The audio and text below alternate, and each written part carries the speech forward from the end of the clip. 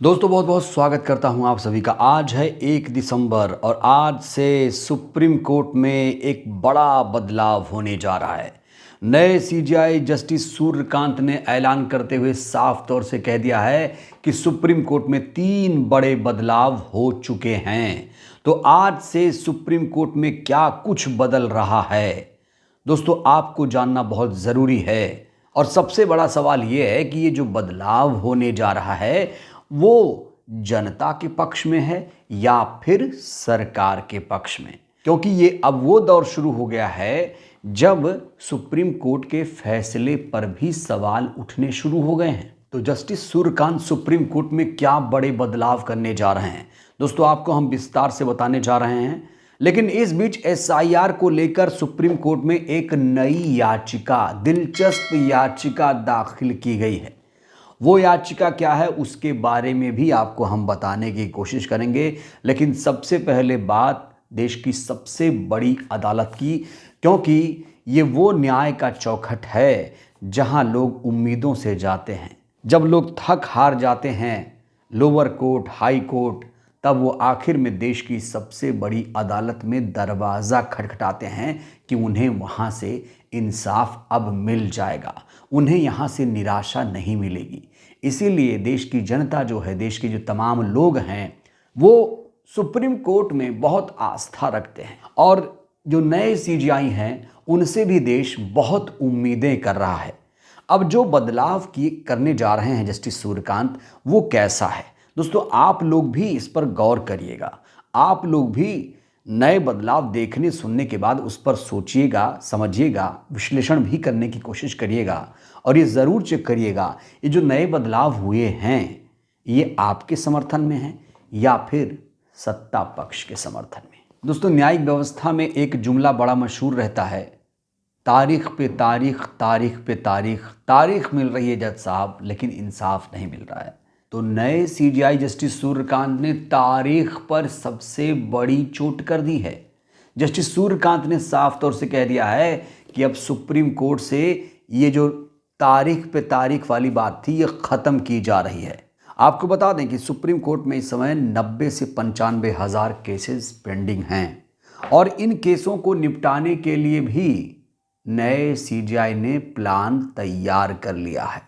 तो चलिए दोस्तों देखते हैं कि आखिर आज से सुप्रीम कोर्ट में क्या बड़े बदलाव होने जा रहे हैं। दोस्तों इस हेडलाइन को देखिए, तारीख पे तारीख पर ब्रेक, पद संभालते ही सीजेआई सूर्यकांत के 3 बड़े फैसले, 1 दिसंबर से बदल जाएंगे नियम। तो 1 दिसंबर यानी आज से नियम बदल रहा है और वो नियम आपको जानना ही होगा। नए सीजेआई सूर्यकांत ने केस की लिस्टिंग, जल्द सुनवाई और स्थगन से जुड़ी पूरी प्रक्रिया को नए सिरे से व्यवस्थित करने का ऐलान कर दिया है। आज से नए नियम लागू हो रहे हैं। बार एंड बेंच की रिपोर्ट के अनुसार कहा जा रहा है कि इन बदलावों का सबसे बड़ा असर ये होगा कि सीनियर एडवोकेट अब किसी भी मामले की मौखिक मेंशनिंग नहीं कर सकेंगे कि कोई याचिका आई और तुरंत कह दिया कि मिलॉर्ड ये याचिका आई है, आप इसे लिस्ट कर लीजिए। तो अब ऐसा नहीं होगा। याचिका कैसी है उसकी रूपरेखा देखी जाएगी, उसका कैरेक्टर देखा जाएगा। अगर सुप्रीम कोर्ट में बहुत ज़रूरी याचिका आती है तो उसमें लिखित मेंशनिंग की ज़रूरत नहीं पड़ेगी, मौखिक से काम चल जाएगा। रिपोर्ट के अनुसार व्यक्तिगत स्वतंत्रता से जुड़े सभी ज़रूरी मामलों की स्वतः लिस्टिंग 2 वर्किंग डे के अंदर होगी, वो भी बिना किसी मेंशनिंग की ज़रूरत के।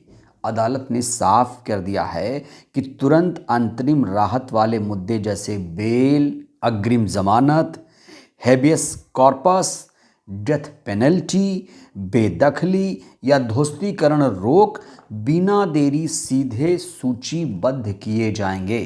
तो यहाँ गौर करने वाली बात यह है कि सीजेआई जस्टिस सूर्यकांत ने जमानत के नियमों में ढील दे दी है। दोस्तों उमर खालिद का केस तो आपको याद ही होगा। उमर खालिद पिछले 5-6 सालों से जेल में कैद है, लेकिन अभी तक उमर खालिद को जमानत नहीं मिल पाई है। लेकिन इन नियमों को देखते हुए कहा जा रहा है कि अब हो सकता है उमर खालिद को भी जमानत मिल जाए, क्योंकि यहाँ पर नियमों में ढील दे रहे हैं नए सीजेआई। तो सुप्रीम कोर्ट का जो पूरा सिस्टम है उसे फिर से डिज़ाइन किया गया है। नए निर्देशों के अनुसार सुप्रीम कोर्ट में मौखिक मेंशनिंग केवल उन्हीं मामलों के लिए होगी जो एक दिन पहले जारी मेंशनिंग लिस्ट में शामिल हों।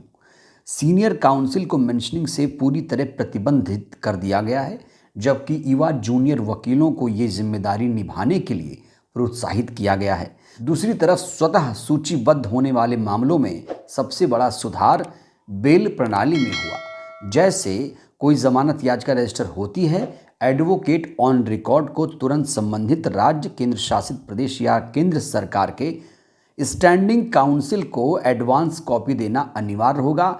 इसकी प्रूफ ऑफ सर्विस जमा किए बिना याचिका ना तो वेरीफाई होगी ना ही लिस्ट होगी। इसे सरकार की ओर से अदालत में प्रभावी प्रतिनिधित्व सुनिश्चित करने की जिम्मेदारी भी स्पष्ट हो गई है। वही रिपोर्ट के अनुसार ये भी कहा जा रहा है कि जहां स्वतः लिस्टिंग लागू नहीं होगी, वहां वकीलों को तय प्रोफार्मा और विस्तृत अर्जेंसी लेटर के साथ दोपहर 3 बजे तक आवेदन देना होगा। शनिवार को ये सीमा 11:30 बजे तक रहेगी।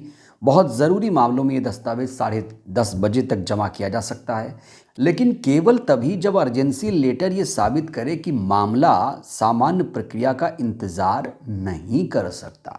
वहीं स्थगन प्रक्रिया में कड़े नियम लागू कर दिए गए हैं। सुप्रीम कोर्ट ने स्पष्ट कर दिया है कि स्थगन केवल शोक, गंभीर स्वास्थ्य कारण या बेहद ज़रूरी स्थिति में ही दिया जाएगा।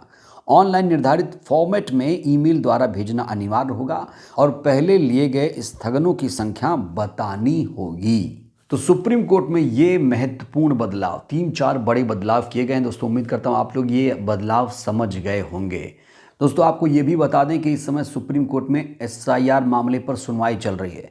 2 दिसंबर को एसआईआर केस में एक बहुत बड़ा निर्णय आने वाला है। इस बीच एसआईआर को लेकर एक और याचिका लगा दी गई है। यूपी में 4 हफ्तों में एसआईआर कराना प्रशासनिक रूप से असंभव। सुप्रीम कोर्ट में एक याचिका दाखिल की गई है। आपको बता दें 4 दिसंबर तक ही एसआईआर की डेडलाइन है। 4 दिसंबर तक एसआईआर होगा। लेकिन जिस तरीके से मतदाता परेशान हैं, जो बीएलओ परेशान हैं, उसको देखते हुए कहा जा रहा है कि अब एसआईआर प्रक्रिया को 3 महीने आगे बढ़ा दिया जाए और इसी को लेकर सुप्रीम कोर्ट में ये याचिका लगाई गई है। अब 2 दिसंबर को इस पर फैसला आना है। तो याचिका 2 तरह से एसआईआर को लेकर लगाई गई है। पहली डिमांड ये है कि जो एसआईआर प्रक्रिया है उसकी अवधि को बढ़ा दिया जाए और दूसरी डिमांड है एसआईआर को कोशिश करके रद्द कर दिया जाए। ये 2 डिमांड है। अब 2 तारीख को पता चलेगा और 2 तारीख को जो नए सीजेआई जस्टिस सूर्यकांत हैं उनकी अग्नि परीक्षा भी होगी। वो एसआईआर को रद्द करेंगे या एसआईआर प्रक्रिया को वो कुछ समय तक आगे बढ़ाएंगे। दोस्तों 2 दिसंबर को बहुत बड़ा निर्णय आने वाला है और उसी दिन पता चल जाएगा कि ये जो नए बदलाव सुप्रीम कोर्ट में किए गए हैं वो जनता के पक्ष में हैं या फिर सरकार के पक्ष में हैं। और आपको ये भी खबर बता दें कि इस समय एडीआर की तरफ से ईवीएम को लेकर भी याचिका लगाए जाने की खबर सामने आ रही है। हालांकि अभी एडीआर की ईवीएम वाली याचिका को एक्सेप्ट नहीं किया गया है, अभी नहीं किया गया है।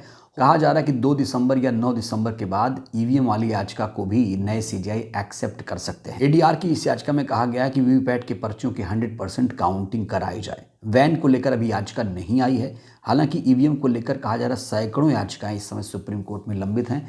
किसी ने भी ईवीएम को लेकर कोई भी याचिका अभी नहीं लिस्ट की थी। लेकिन जिस तरीके से नए सीजेआई ने सुप्रीम कोर्ट के नियमों में बदलाव किया है, नए नियम लागू किए हैं, नियमों को आसान बनाने की कोशिश की है, उससे लगता है कि अब जो ज़रूरी याचिकाएं हैं वो ज़रूर लिस्ट होंगी, उस पर सुनवाई भी होगी और उस पर फैसला भी आएगा।